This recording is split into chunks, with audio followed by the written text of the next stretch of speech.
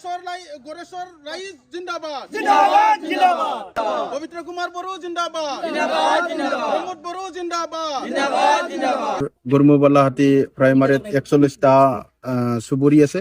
এই 41টা চুবুৰীৰ ভিতৰত আমাৰ অসমীয়া চুবুৰী আছে 17টা চুবুৰী আৰু আমাৰ মাইনৰিটি চুবুৰী আছে মুছলিম ভাইসকলৰ 2টা চুবুৰী আৰু লগতে আছে আমাৰ হিন্দু যিখিনি আমাৰ বেংগলী আছে তেখেতসকলৰ 3টা চুবুৰী, বাকী 19টা চুবুৰী আমাৰ বড়ো ভাইসকলৰ আছে।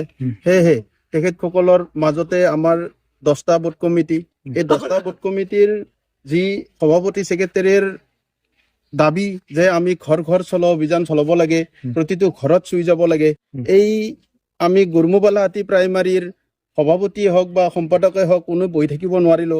যি বুথ কমিটিৰ আমাৰ সভাপতি ছেক্ৰেটাৰীৰ দাবীদাৰৰ ক্ষেত্ৰত আমি সকলোৱে ওলাই আহিব লগা হৈছে। আজি 25/3/2026 তাৰিখৰ পৰা আমি প্ৰথম আমি আজি গুৰমুবালাহাটীত অন্তৰ্গত গুৰমু গাঁৱত 12টা চুবুৰীত আমি আজি ঘৰ ঘৰ চলো অভিযান আৰম্ভ কৰিছিলোঁ ৰাতিপুৱা 11 বজাৰ পৰা। এতিয়া বৰ্তমান সমাপ্তৰ দিশে আহিছে। সেই অহাকালি আমাৰ সোণমহৰী গাঁৱত হ'ব। তাৰ পৰ্যায়ক্ৰমে আমি 5 দিনৰ ভিতৰত এই 5খন গাঁৱত আমি সমাপ্ত কৰিম বুলি ঘোষণা কৰিছোঁ। আৰু আমি যিসকল ঘৰত গৈছোঁ সকলোৱে আমাক সঁহাৰি জনাইছে আৰু এইবাৰ আমাৰ যি UPPL দলৰ পবিত্ৰ কুমাৰ বড়ো ডাঙৰীয়াক সকলোৱে ভোট দি জয়যুক্ত কৰিম বুলি সকলোৱে আমাক আশ্বাস আৰু বিশ্বাস দিছে। UPPL দলৰ কেন্দ্ৰীয় কমিটিৰ নিৰ্দেশ মৰ্মে যি আমাৰ প্ৰাইমাৰী লেভেলত ডোৰ টু ডোৰ কেম্পেইনিং, এই কেম্পেইনিঙত আজি গুৰমুবালাহাটী প্ৰাইমাৰীৰ উদ্যোগত আমি ঘৰে ঘৰে যোৱা বা প্ৰচাৰ অভিযানটো কৰিছোঁ। এই প্ৰচাৰ অভিযানত সকলো জাতি জনগোষ্ঠী একত্ৰিত হৈ ওলাই আহিছে। আমাৰ লগত আছে আমাৰ জ্যেষ্ঠ আমাৰ মতিবুৰ ৰহমান ডাঙৰীয়া, লগতে আছে আমাৰ জ্যেষ্ঠ আমাৰ UPPL দলৰ প্ৰাইমাৰী সভাপতি মানৱ পৰিষদ ডাঙৰীয়া। গতিকে সকলোৱে ওলাই আহিছে। প্ৰমোদ বড়োৰ মানে যি যোৱা 5 বছৰত যি অসম উন্নয়ন সমূহ অধিকাৰ আৰু শান্তি যি প্ৰতিষ্ঠা কৰিলে তেখেতৰ এই কামবোৰ ভাল লাগি আজি সকলো ৰাইজে একগোট হৈ ওলাই আহিছে।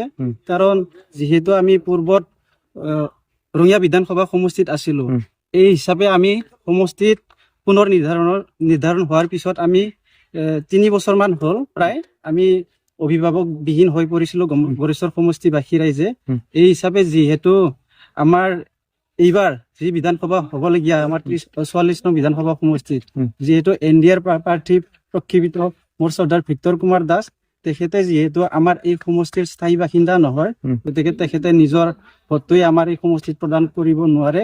এই হিচাপে ৰাইজে যিহেতু ভুক্তভোগী পূৰ্বৰ যি বিধায়ক, এই বিধায়কে সমষ্টি পুনৰ নিৰ্ধাৰণ হোৱাৰ পিছত তেখেতে ৰাইজৰ কিছুমান অনুষ্ঠানত, ধৰ্মীয় অনুষ্ঠানে হওক, কিছুমান সমস্যাই হওক, মানে কাকতি মিনতি কৰাৰ পিছতো ৰাইজে মানে তেখেতক যি গুৰুত্ব পাব লাগিছিল তেনেকুৱা পোৱা নাই। এই হিচাপে যিহেতু আমাৰ এইবাৰৰ যিজন NDAৰ প্ৰাৰ্থী তেখেতো যিহেতু স্থানীয় বাসিন্দা নহয়, এই হিচাপে তেখেতকো মানে পুনৰ তেনেকুৱা মানে সমস্যাত ভুগিব নেকি এইটো ৰাইজে এটা অনুমান কৰিছে।